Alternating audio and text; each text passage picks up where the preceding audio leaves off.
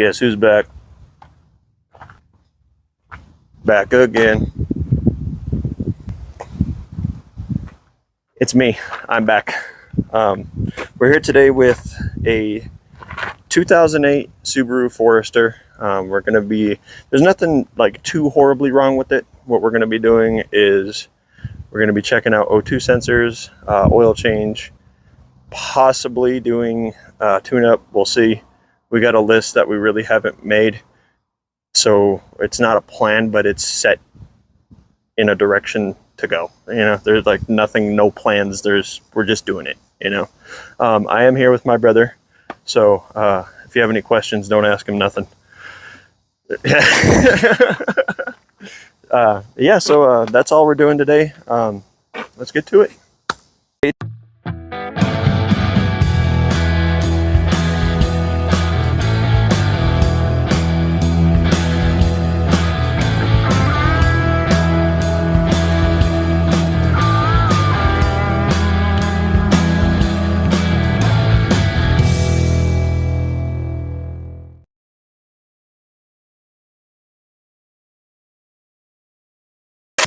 So all we're looking for down here is a pinch weld, a lifting point, something, anything. Yeah, so if you just get down here, you can see it's all the way across. I mean, it's been lifted plenty of other times before. So we're looking at the underneath of the vehicle. This is the pinch weld right here, and it goes all the way down the side of the car. And it does the same thing on the other side. And all that's doing is protecting your rockers and things like that. And I believe on the other side, I believe the fuel lines are over there. I lied, the fuel lines are over here, but yeah.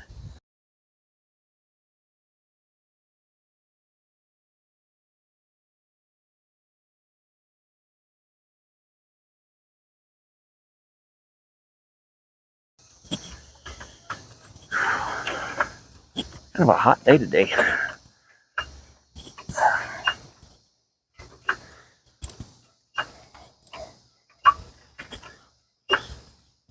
Wonder what my wife's doing at the house. Enjoying the AC probably. There we go. Just get it up enough to where, you know, maybe if you decide to take the tire off, you can take the tire off. But you get your 3-ton jack here, and you just lay it up on that pinch weld, or you can do it at any lift point. Some vehicles have designated lift points, but that's up to you to find that out.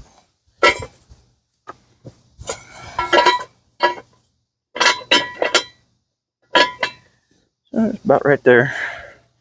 Drop it down slowly. Always drop it down slowly, if you can. Now, if you follow me this way, Master, I'll get the other side up.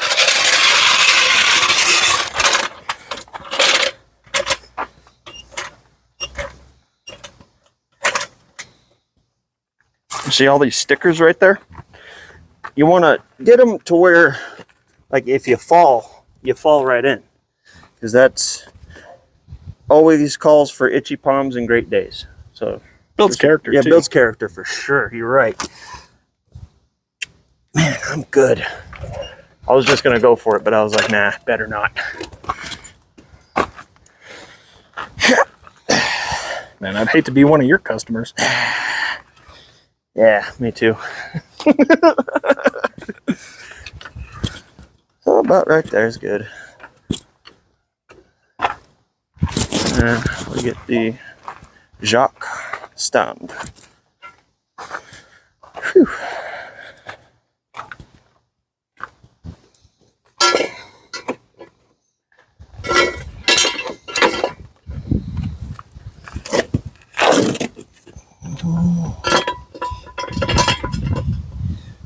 Good enough.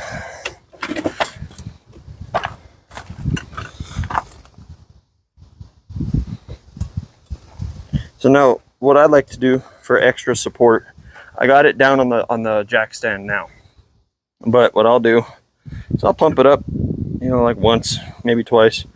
Take the load off of this side because this is the side that I'm going to be focused on more. You know, so this is where I'm going to be laying and stuff, so I just want more support on this side than that side. Always make sure your hoods are popped before you take off of anywhere. If you're leaving home, pop your hood. I think it's a 2.4. The point is, it doesn't have a turbo. That hurts. I wish it did have a turbo. That would be nice. So, since we're under here, let's take a look at some things. We'll take a look at the serpentine belts, because yes, there is dose. There is two. We'll take a look at pretty much everything underneath here, and kind of work our way down. Let me take off the Shade 3000s.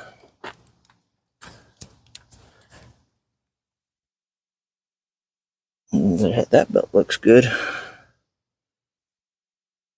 That belt looks good. So what is it you're looking for now? All I'm looking for is just cracks and unusuals of your serpentine belt. What we're gonna do is just kind of check fluids, make sure everything's full and topped off. And when you check your oil, also, I do want to let you know, on every vehicle, every make, every model, you always want it to be flat on the surface. That's the only way that you're gonna get a true reading on your dipstick.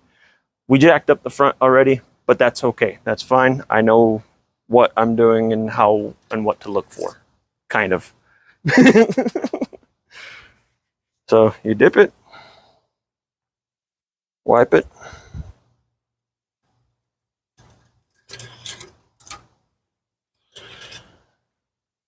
and you take a gander. So since we are on the upscale, it's showing that you're a little bit low on one side. Yeah, I can't see nothing in there. But you're perfect on the other. But you always want to keep it straight, but I'm a little bit short. Not really. But you are full on your oil. Now, another thing that you want to look for is viscosity, and make sure that it's not getting like a chocolate milk kind of thing to it, because that means that you have a blown head gasket. You don't want that. I've been down that road a couple of times, and I wish that upon nobody. Nope, like even my worst enemy, don't want that to happen. Just buy a new car. But you also want to smell it, make sure there's no fuel or anything like that in there. But you are getting a little bit, but that's why we're going to be pushing for a tune-up. So nothing crazy in there. But even if there was something crazy in here, we would definitely ignore it. Totally. Underneath the carriage, we're going to be looking for the downward O2 sensor. We also want to get this cleaned up too. This is going to be your intake manifold sensor. So your MAF sensor, I think. But we're going to take that apart. We got electrical cleaner. We'll clean everything up off of that one as well. So once we're done with all that, coolant. Where is your coolant reservoir?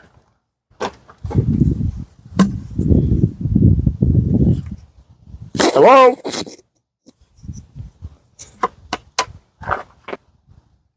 You ain't got no coolant, Lieutenant Dan. Lieutenant Dan! I mean, there might be some in there. So also, one thing I want to reiterate too, I know I'm kind of prolonging everything. Whenever you have no coolant in your reservoir, there's just no coolant in your reservoir. That's it. There's like, that means that there's still fluid inside your radiator and inside your motor. You're fine. You're okay. And you're not overheating, you're fine. But if you are overheating, that means you sucked in a bunch of air and coolant is going elsewhere. So that is when you got to worry. But if you have no coolant in here, just fill it up. That's all you got to do, is just go like that and then put coolant in there. Quick side note, I made sure it was empty before we started filming. All right, so we're going to completely ignore the fact that he's got no coolant in there. And then we're just going to stick our heads underneath this, and we're just going to find out and see if we can access the O2 sensor. So let's get to it. Okay. What we got going on here is, I don't know. I know I said I'd be going underneath the car on the opposite side.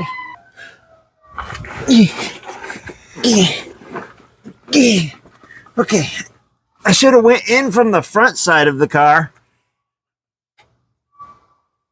because this is ridiculous. Okay. I'm not seeing any O2 sensors. It's probably post-cat, if I had to guess. I see the cat, and she ain't meowing back. Because that's what my research said is. So it's before? From what I've looked at, it said it's possibly post-cat. Dude. So it'd be after. I'm not seeing it after. There's no way there's one down here. Some of them have also even said that it's inside the exhaust itself. Or no, that's the ratio sensor that I'm talking about. Okay. I will stop talking. Please don't. It gets lonely. I will go back to doing what I'm supposed to do.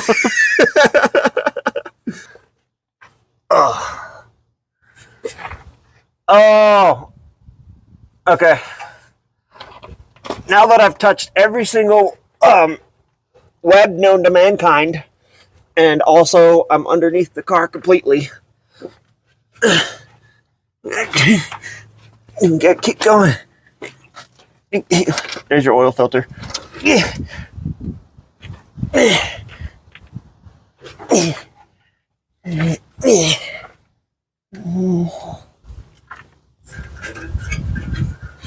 Yep, I found it.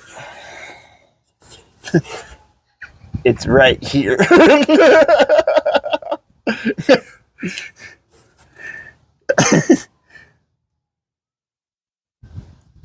It's really easy to get to. You want to, come over here. I can show you exactly what I'm talking about.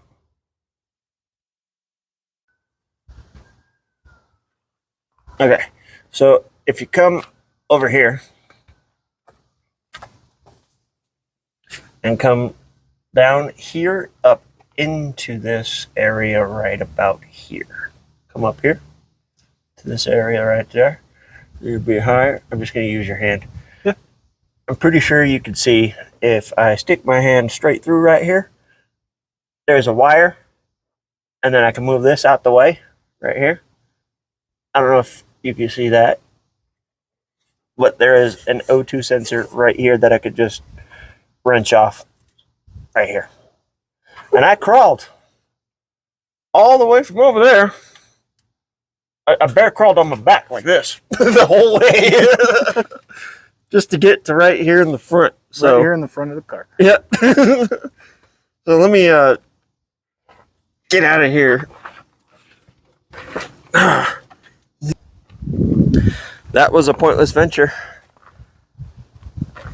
We are gonna pretend like that did not happen, and I knew exactly what I was doing from the get-go. So we could do one of two things. We could leave the tire on, which I'm probably going to take the tire off so that way you guys can see what's going on with it. So let's go ahead and get that done. We'll drop this side down and then we'll get the tire off and we'll move on from there. So once I get the tire off, I'll bring you guys back. All right, all we're doing here is we're going to be chopping off some of this fender liner. It's already kind of mangled a little bit. Can't really see or tell from out here.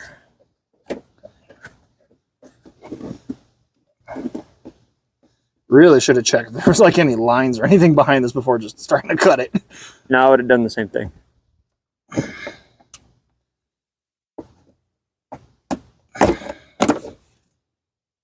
I think that's good. There we go. That's it. All right, sorry, That I'm little messed guy. up anyway. Dude, it's not even on this side. Pretend you didn't see that. Yeah, we're going to pretend that we didn't see none of it. Where we're going and where we're looking is right behind this frame right here. So I'll get you guys in here in a second. Actually, kind of.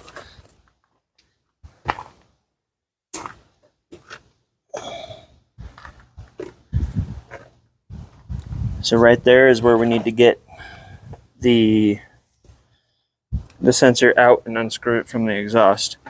But the wire comes back up, kind of up top-ish. I don't know why it's echoing. Oh, it's probably because of this. It's kind of echoing a little bit. Weird. But the wire comes up to right here and then plugs into this doodabber thing, and then it goes all the way back into the wiring harness and so on and so forth, goes inside there. But all we're going to be doing is taking this off completely down in here. If it'll focus. Is it going to focus? You going to focus? No? Okay. This wire right here just needs to come off. So that's all we're going to be doing. It's just messing around with that.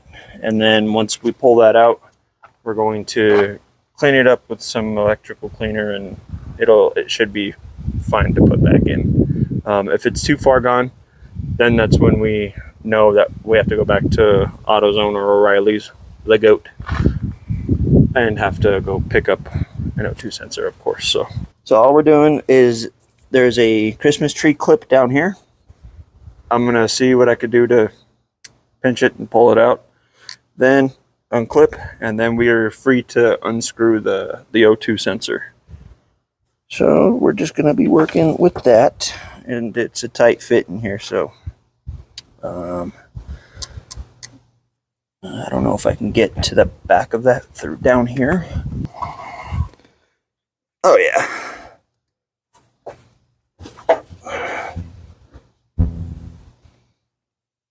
Let me open that.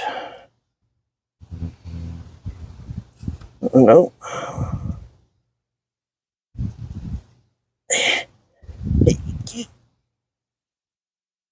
Ow.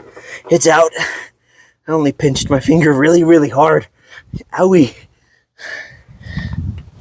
Let me give it a little kissy. Yeah, I got boo-boos. I got boo-boos. Okay, now it's out. Cake. I love cake. I love cake too. Yeah, see? So now if you just keep this unplugged, you never have to worry about your check engine light ever again.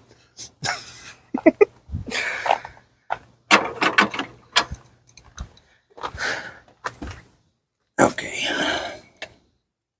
I have a feeling this isn't going to come off with the way I need it to.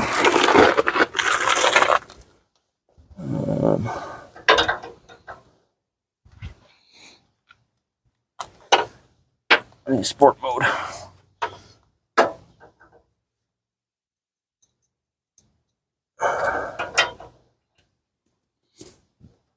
Yeah, I can't see what you're doing.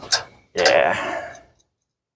You just have to trust the process, because I can't even see what I'm doing. No way. I mean, I knew what I was doing the whole time.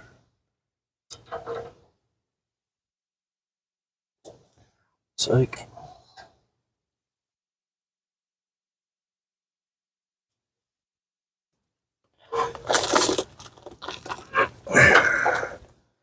Pete.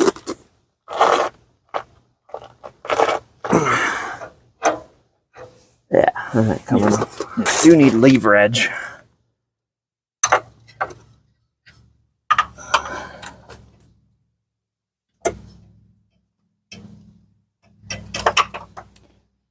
Really nice of me to power water shit for you. Yeah, it's really, really nice of you.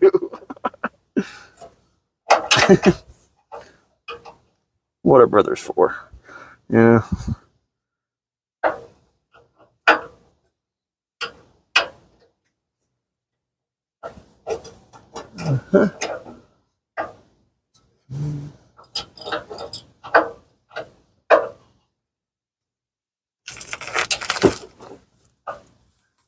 Got it.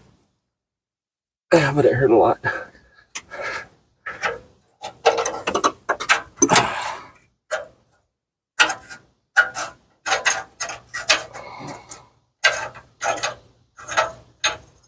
Oh boy. I mean, yeah. Yeah, that looks pretty torched to me.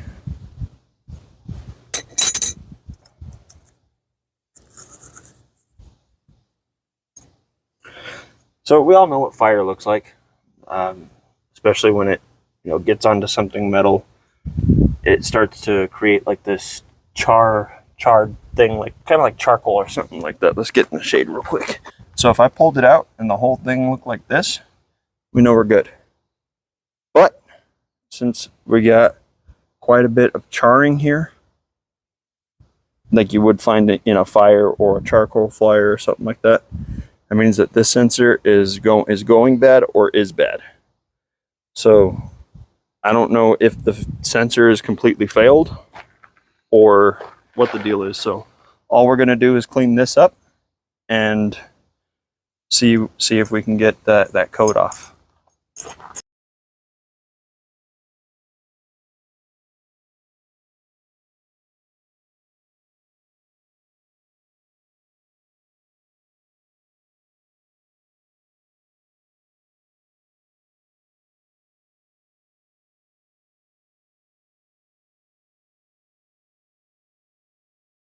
Okay, folks, as I've said before, we did not purchase a new O2 sensor.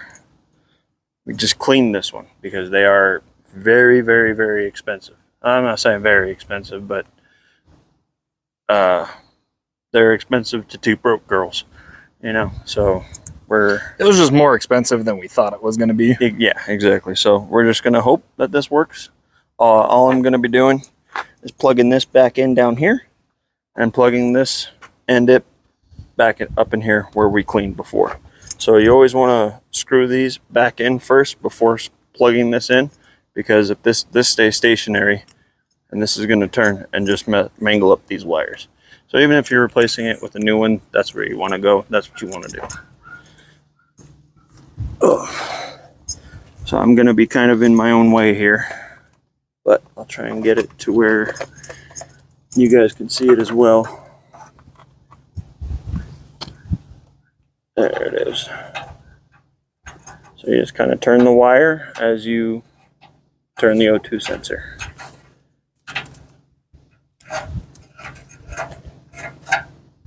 And also, they kept saying, is it the downside or the upside or the post or the pre? Me personally, I couldn't find anywhere where there was another O2 sensor at all. This is like from here all the way back. I didn't find anything on this exhaust. So if you guys know of anything or of where anything's located on these, I'm not too familiar with boxer engines.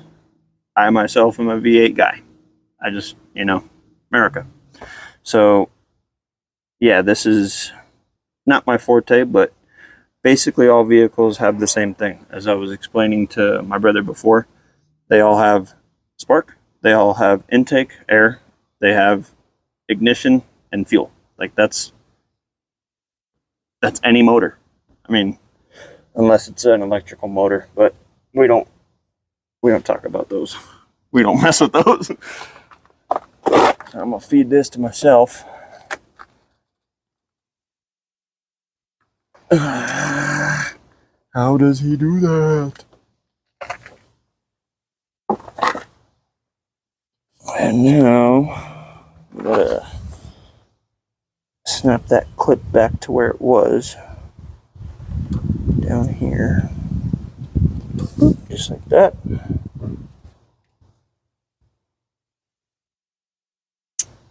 And just like that. Now, my brother has a brand new car. Sick. I think what we're gonna do now is start taking apart the intake and the sensor in here. So let's go ahead and get that done. All it is just 2 clips, and then it should just slide right out. Like so.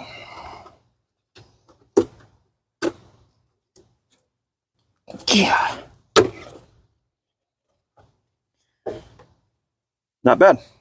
Not bad at all. It's just, it was mushed in there, so it's nothing to fret about. But what you're trying to do is pay attention to the crispiness of the filter. If it's malleable, then it's still good. If you're looking in there and there's dirt gobs or whatever it is that you're driving through, then you may want to get this replaced. But this actually looks really, really good. So we'll maybe just bang it out, if anything. It's 2008. It's an older vehicle, All of your plastic is going to get brittle after a while. So try and be careful whenever you're unplugging things, and try not to force it or pull it out by the wires, because repinning things is not fun. It's not fun to repin these. Where your wires come into a connector? Nope. It's almost impossible to repin those. So never pull by the wire, always pull by the clip and push this down.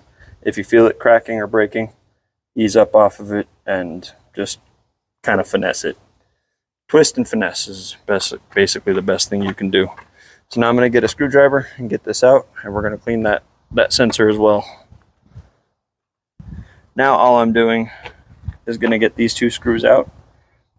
They are kind of full up of dirt and oil and grime and stuff, so all I'm going to be doing is kind of trying to pick them out, pick out the dirt, so that way it doesn't strip the bolt or strip the screw or anything like that. Yeah, that'll work. Thanks, Dad. I'll go over here. So I can still see what you're doing.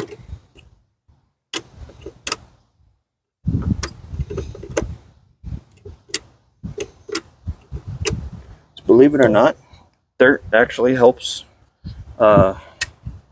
seal everything in there. Yeah, it really helps seal it all in. So if you don't ever want to get screws out, you just leave the dirt in there and it's fine.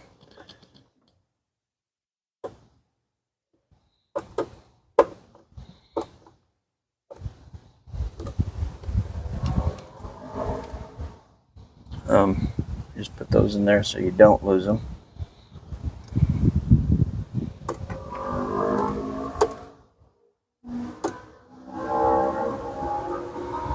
That sounds like a whole lot of fun. That motorcycle there.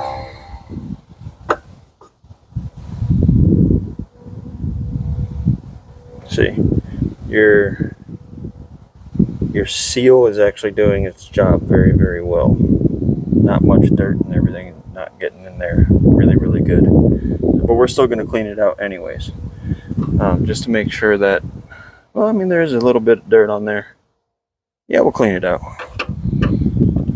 So let's get our cleaner and another rag. Get the gobs of that off. Try your best not to get any in there, because from here it goes right into your motor. You don't want to be taking any of that in. And just kind of clean it up as much as you can.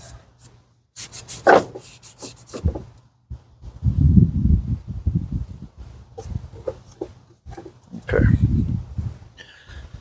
So now that your hands are nice and clean,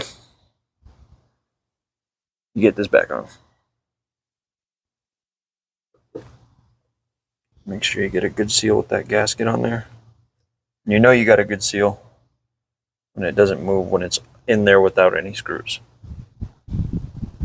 Put these back in. One day at a time.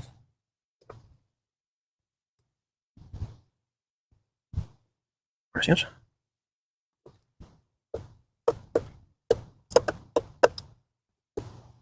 Now when you're taking out the screws, you want to be careful not to strip them out so you can get the screws out.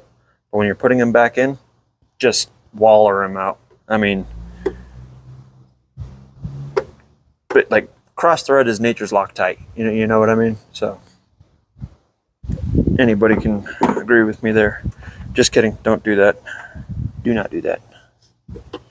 So now we're going to clean this electrical connector on this side. We already cleaned it on this one, so we're just going to spray it out and Hopefully we can get a good connection back to this. 1 second. All right, I'm back.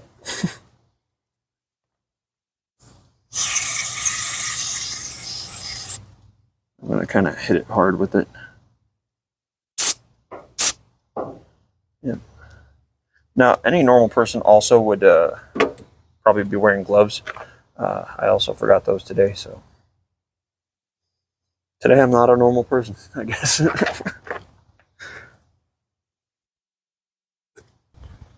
Oh, I did do that. But what you're listening for is dirt. Which I didn't hear none. Should be good. Throw this bad boy back in. See, this filter is a little bit too big for your intake here.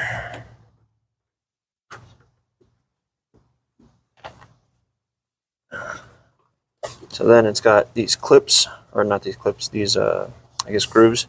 They go through here on the backside. I don't know if you can see that, but they're on the backside of this here. So you just got to kind of finesse it into place. You'll feel it. You'll know.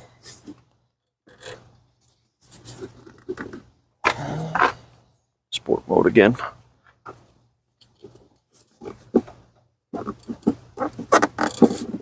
It's not in.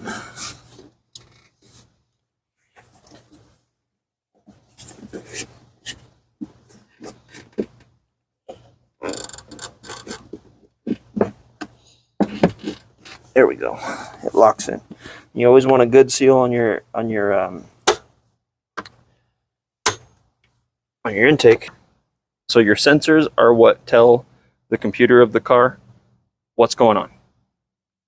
If something, like say that this is not damaged or dirty, and it's saying that we're sucking in way too much air, that means somewhere along this in this vicinity is bad. And you know that this is good. Same thing with your O2 sensor. If the O2 sensor is good and it's actually reading that it's running too rich, running too lean, you're pumping in too much gas, you're pumping in not enough gas, it's something's wrong further on down the or further up the line. You know what I mean? So your sensors are there for a good thing, but for a lot of mechanics, they're mostly just a headache. You know, like this, for example, you know he's getting good air. You know he's getting good gas mileage, but or probably just a dirty sensor. That's just about it. So clean your sensors. We got this delicate piece of machinery right here. It's super expensive. You can always stop at like your local Jiffy Lube. You can stop at your local O'Reilly's, AutoZone, and they can do your check engine lights for free. As far as diagnosing what's wrong with the vehicle, I'm not too sure what they do from there, but this will give you a really good starting point as to where you want to start. You know, so we're gonna get this plugged in and we're gonna get this all set up. The OBD2 sensor port.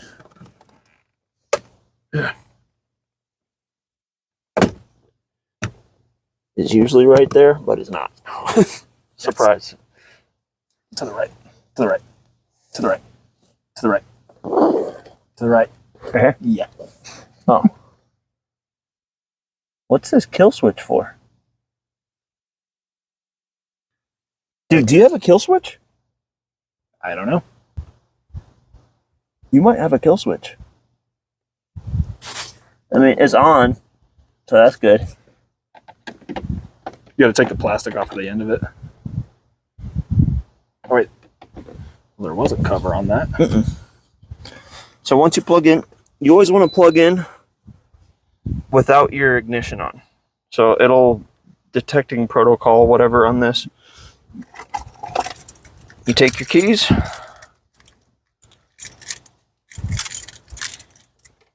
And you always do key on, engine off.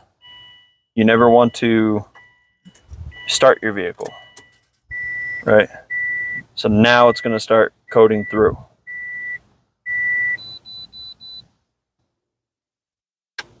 Okay, so it's saying 2 engine codes found.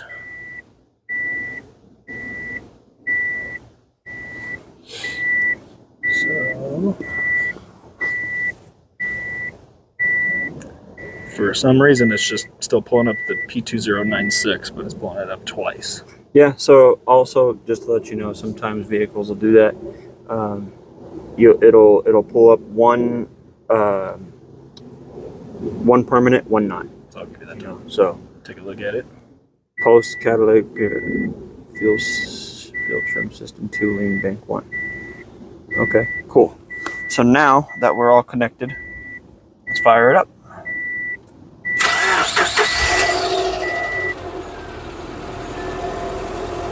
Okay.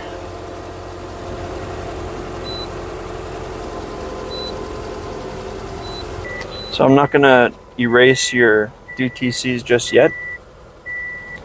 We're going to go to system tests, OBD monitor test, make sure that it's, because even if the OBD2 port is bad, it'll pull up codes, random codes, things like that. Exhaust gas sensor is working, flies. I showered this morning, just to let you know. It's me. It's me. EVAP monitor is working.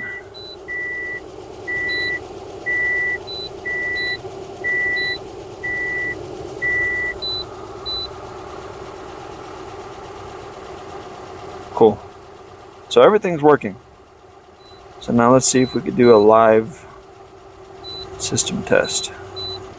Okay, so I just erased your DTCs and we're rescanning the system again.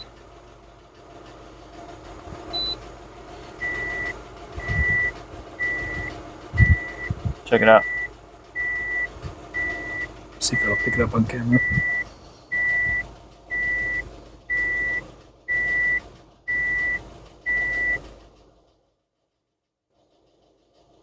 So you always want to start from the cheapest option and work your way up, unless you absolutely are 100% sure that you of what the issue is. You know, like if you have a ABS light on or something and you know it's because your brakes are low, you're not going to replace your ABS sensor. Replace your brakes. You know, like it's just common sense, you know. So it's things like that that really you know, help people move along in life. You know, I don't come from a rich family. I know a lot of you guys don't. So How rude of you to assume. I'm just saying. I'm just saying that, like, you know, you can do a lot with very little, you know. And I would like to thank my uncle. He gave me a lot of tools and stuff, and my grandpa as well. He heard of what I had said in one of my last videos, and I would like to give a shout out to them. Thank you very much for doing that, and, you know, supporting me and having my back. You know, I'm not saying that I'm out here all alone and nobody wants to help me and blah blah blah. No, I do this just to show everybody that you can fix things and get things done. I'm not going to say correctly, but you can do it with the bare minimum as long as you put your mind to it. You know, that's all it takes. That's it. Like, for example, my brother. He didn't know what was going on. He didn't know what to look for. So he asked me, and of course, I'm going to help him. It's just what I do. So now, what we're going to do, get some oil changes. We done went with the one and only Mobile One. Not sponsored. Not sponsored, by the way. But you do want to use a higher quality oil in an everyday vehicle, especially if you're going to be driving it every day, especially if you're going to be off-roading it or doing any crazy things with your vehicle. You want to stick with something that's good, you know.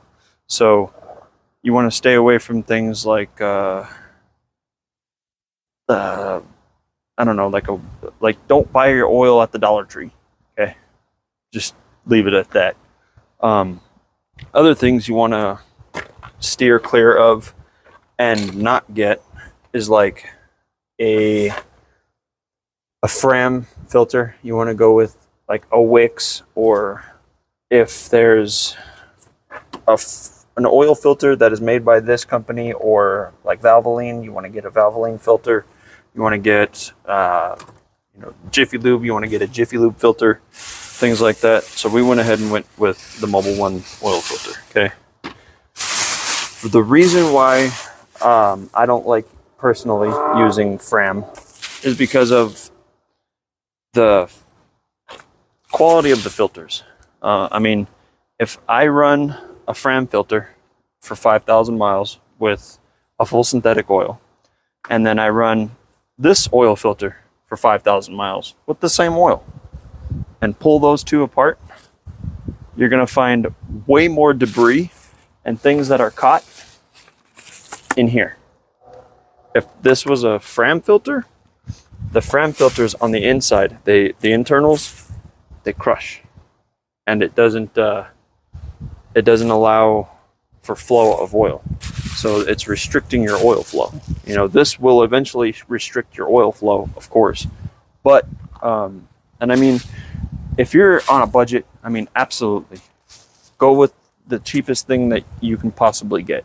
Because at the end of the day, it is your vehicle, and it is what you are going to be taking care of on your vehicle, right? So you get what you get out of it. If you go with the cheaper oil and the cheaper filter, of course, run your vehicle, 3,000 miles or 3 months, because the oils today, like this, we can run this 10,000 miles. Are we going to? No, we're not. We're going to run it 5,000 miles, 5 to 6 months ish, So another thing that I like doing personally is whenever I get my filters, we'll take a look, make sure that the gasket's good, make sure everything that is supposed to be in the filter is in the filter, nothing's shaking around, nothing's being thrown around. But always write your dates and your mileages on your filters. So that way the next time that you are underneath your vehicle, you're going to take a look at that and be like, oh, it was 3,000 miles ago. I still got 2,000 more miles to go, or by the date, so scribe it on your filter, write it on your filter, whatever it is that you got going. So that way, a guy or a girl can know where I'm at in life, so we're going to go ahead and get started on this. So we'll be right back. On Subarus, it's super easy to mistake the oil filter, or the oil drain, for the transmission drain. Now, if I could just direct your attention over there, there is going to be this guy right here. This is your transmission. If you're doing an oil change, don't drain that. There's a plug that is on this far side here. I don't know if you can see it where my shadow is on the tank. Right where the tip of my shadow is, there's an oil drain plug, and it's just so happens to also be a 17 millimeter socket. So for people that are not used to being down here and laying in the gravel and whatnot, that is the plug to avoid. Now, if you're going to be doing a transmission flush, that's a different story. Now, on these Subarus, when you do the oil change, you of course want to have as much leverage as possible, but the plug itself, is about that big. So it comes out very fast. So that's why I have this. It's still gonna probably make a mess, but we're gonna try and do our best to drain it into here. Okay.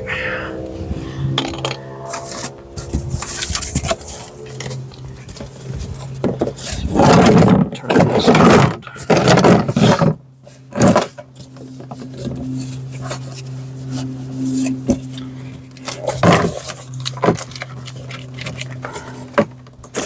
Yeah. Sorry. You're good. Let's try to get the towel. Yeah, it comes out super, super fast. Like, it's one of the fastest oil changes you ever, like, think about. It may or may not splash in that direction, so just be careful. I'll try and do it as... I don't care about me. I'm just worried about the phone.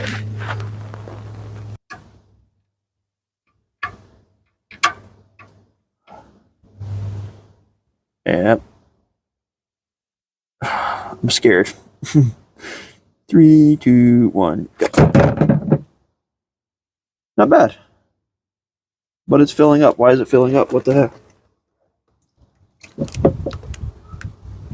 Okay.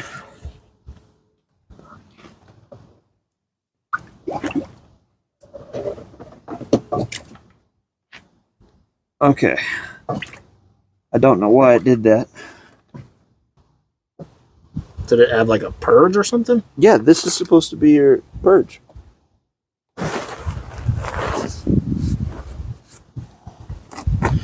Well, at least it wasn't hot. Whatever.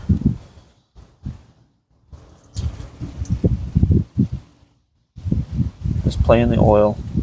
Use as many towels as you want. I know. That's what I bought them for. Get the mop. Okay, so now that that's out of the way, we are going to move on to the oil filter. Sometimes they're hand tight. You might get lucky. Wait, hold on. Let me open this. Thank you. Yeah, I'll open this too.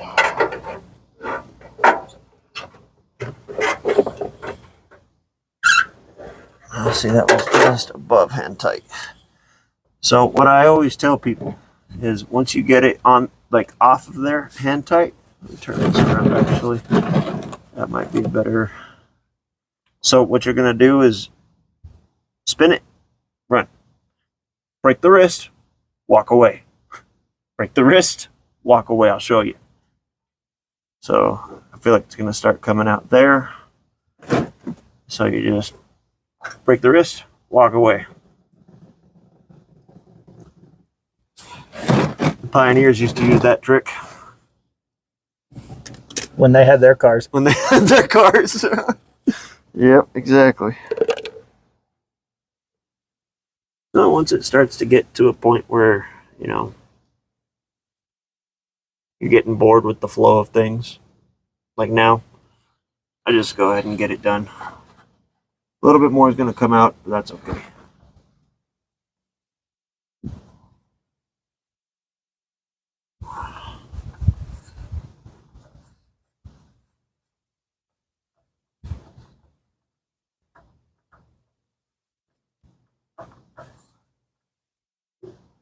There we go.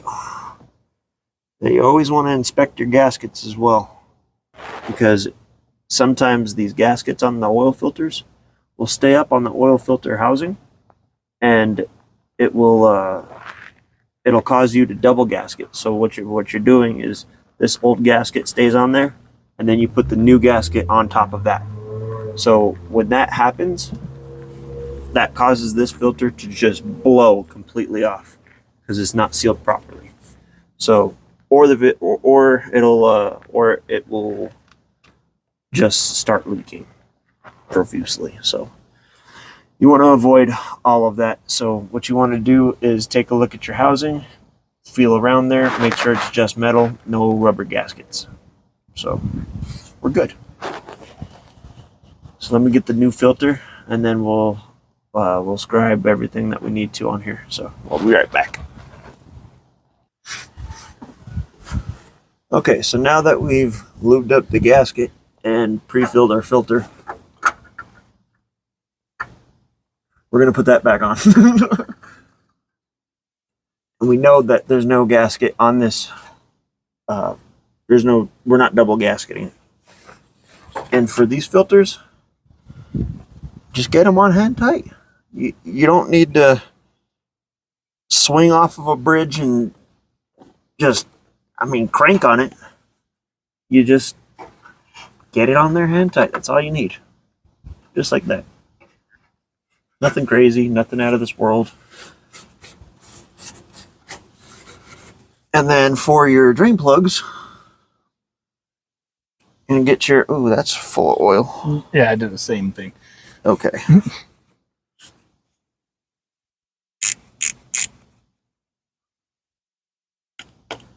Didn't know it was part duck. Yeah, I thought the same thing. Okay. So you get your torque wrench, okay, because we're torquing things now, and you get it to your 22.5 foot-pounds. Yep. Right about there. It's about 22.5 foot-pounds. Torqued and hand tight. Torqued, hand tight. Okay. As long as we're all on the same page, we're good.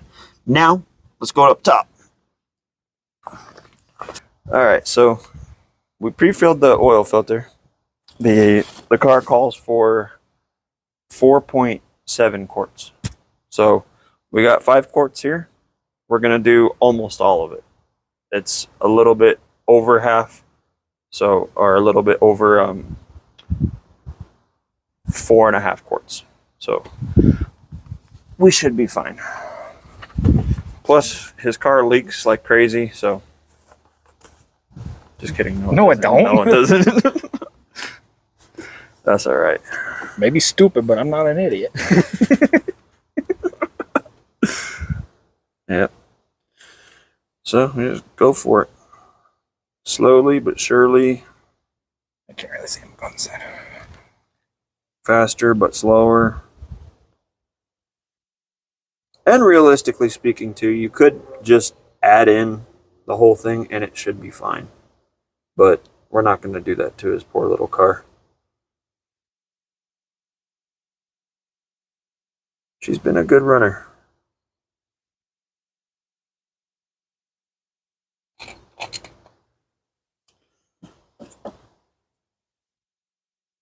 And also, on unless it's an aftermarket oil cap, your oil cap will always tell you what kind of motor oil you need. So this one does take 530, but it's just saying for conventional, but we're putting synthetic in it anyways. Now, a lot of people do think, oh, once you go synthetic, you can't go back. That used to be the way, but that's just a myth now. So it's not absolutely. You can go back and forth, which is fine.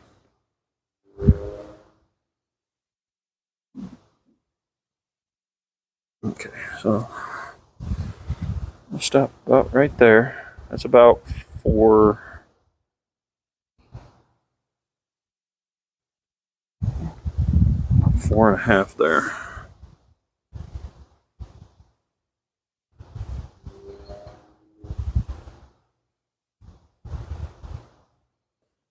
Check that. Nope, still got more to go. I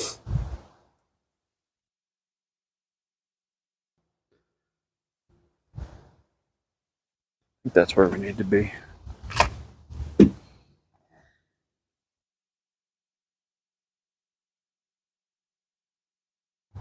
Oh, no, I'm not saying to starve your engine of oil. You never want to do that. If you're low on oil, you can always add more.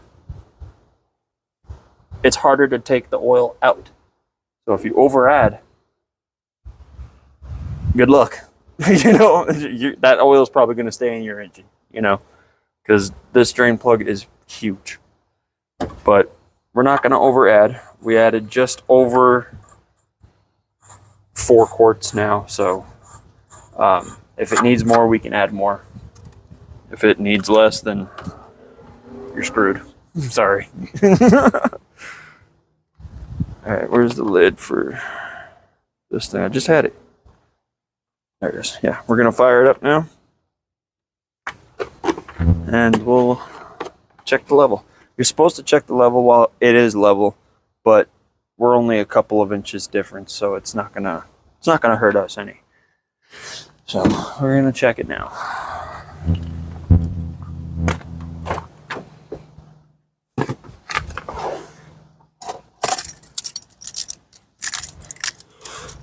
Okay. Clear to start, bay one.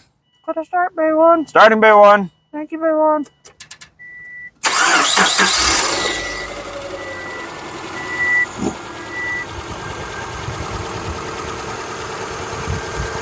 Pressure up. So what I always like to do is I'll poke my head down there and I'll make sure that the drain plug is not leaking, make sure the oil filter is not leaking.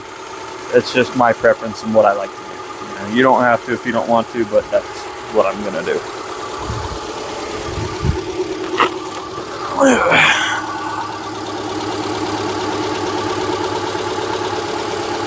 We're good.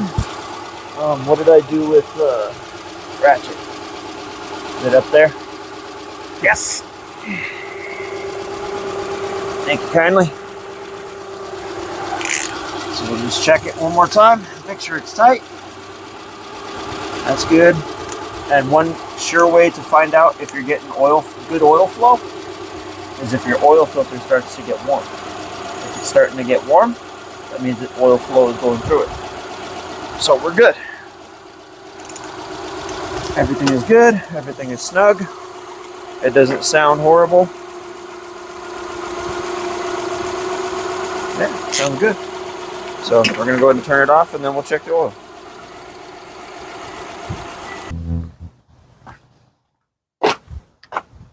Now is where we check the oil. You know, we've let it sit for a little bit, so it's probably going to be a bit low, which is kind of where I intended it to be. So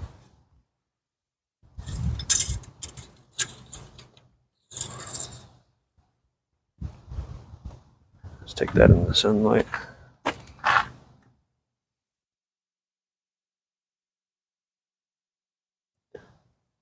So on this side, it tells you, I know it's kind of hard to see or pick it up in the phone, but it starts breaking up right about here on this side. But if you flip it over this way, it starts breaking up down here. We need to be up here where this little dot is. So it's totally up to you as long as you're in the safe zone. If you're in the safe zone, you're more than welcome to rock your vehicle just the way it is. I personally think I might add half of what's left in there, and that's where my personal satisfaction would lie. It's going to be a little bit low on one side and it's going to be a little bit over on the other. That's where I would like it, you know, my comfort zone. So, and that's all we got to do. So now after we've started it, we just got to add the oil through this again, and we don't have to start it again after this because it's already being it's already been flown through the filter and all that stuff. So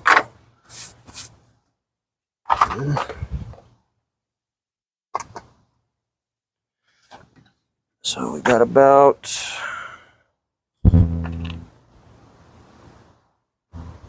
just under a quart. So add about a half quart, quarter quart maybe. 1, 2, 3, 4, 5, 6, 7, 8, 9, and 10. So that should be pretty much where I want it. You really can't see in there. It's always good to keep this just in your trunk or something like that. You never know, your vehicle may burn oil, you know? So always keep the excess oil with you, not like in your garage or something. It's always better to keep it that way. So now I know that people are like, oh, well, you're probably going to add oil again. I know what I'm doing. I know that I didn't add the whole thing because I wanted to show you guys where I like the oil to be. So now we're going to check it again, and I'm going to be satisfied with my care. Watch.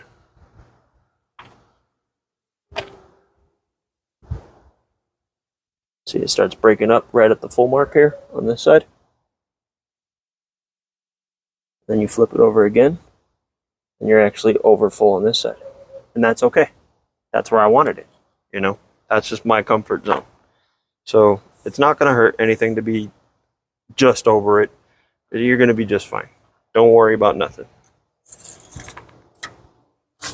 But that's it. That's all you do to do an oil change. And that's the basics of every car, you know.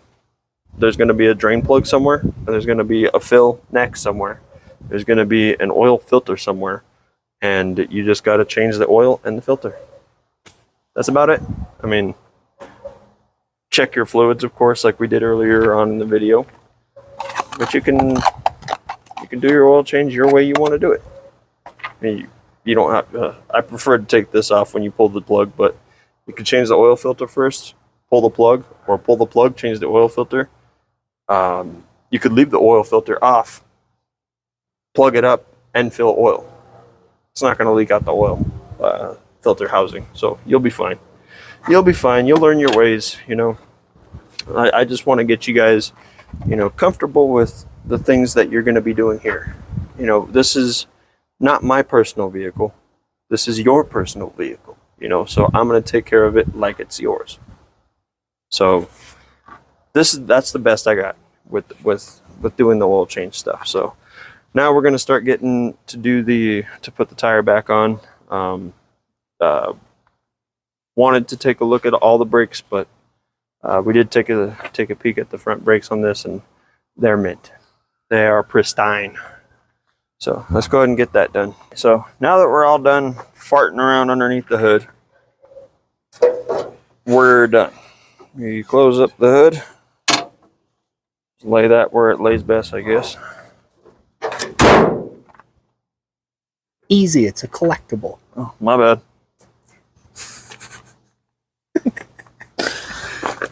Let me just line these up.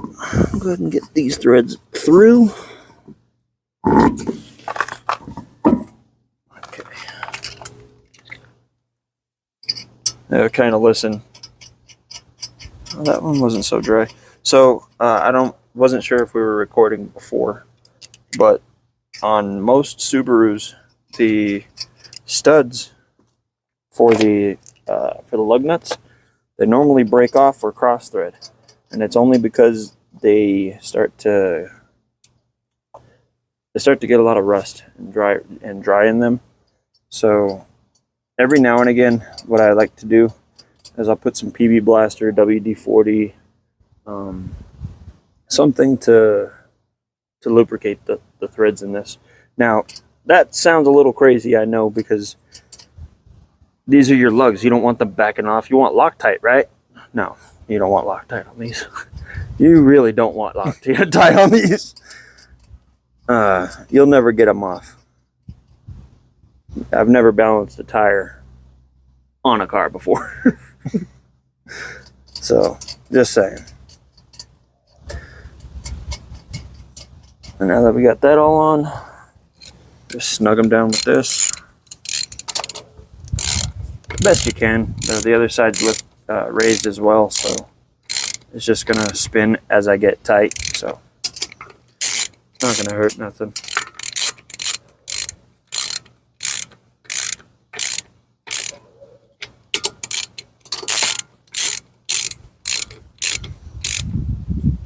They're spun.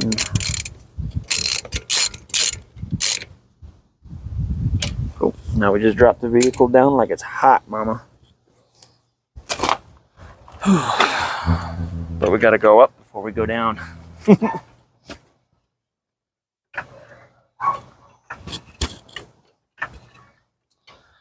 I feel like that's good.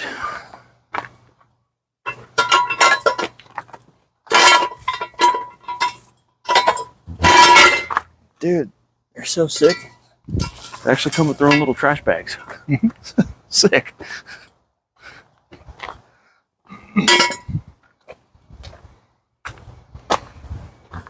Now we lower it down.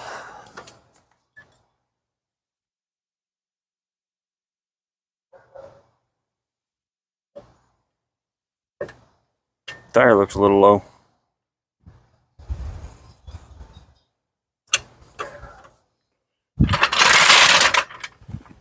Now these are normally torqued down to 85, 90 foot-pounds.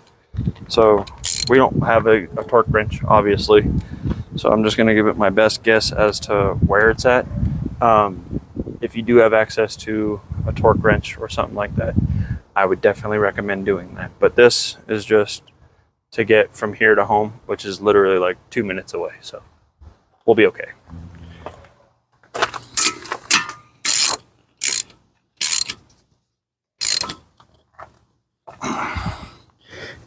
And it feels about a quarter of my weight, so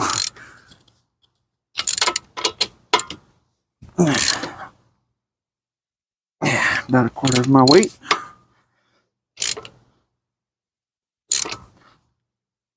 About a quarter of my weight.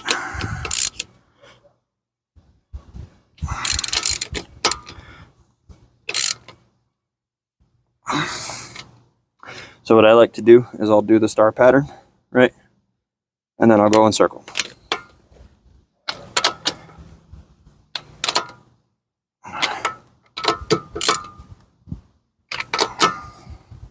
That's what you're supposed to do. So I just do what you're supposed to do sometimes. Weird. Now we just do the same thing on this side.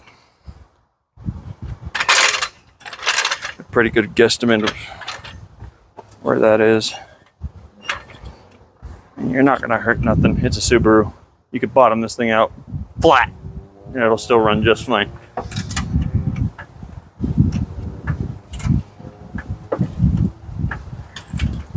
I mean, it might tell you it's not running right, but it still will.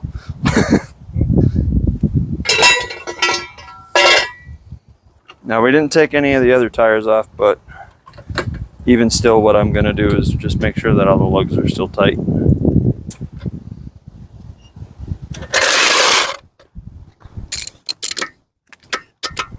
Yep.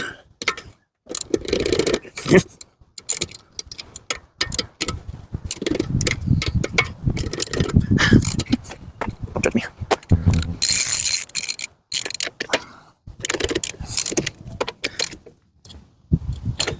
So you are going to have disc brakes in the rear, as well as drum for your parking brake. So your drum, if you want to come zoom in over here, is going to be inside this hub right here. So that's your disc brake up there. Now you can't really see my fingers are. So if you take a look in here, like this is obviously your rotor right behind my middle finger there. And then, so underneath where my middle finger is down here, that's going to be the drum to your emergency brake. So whenever you do brakes on this, you always want to inspect those as well. Just letting you know for future references, if you ever decide to, you know, work on your car. Why not?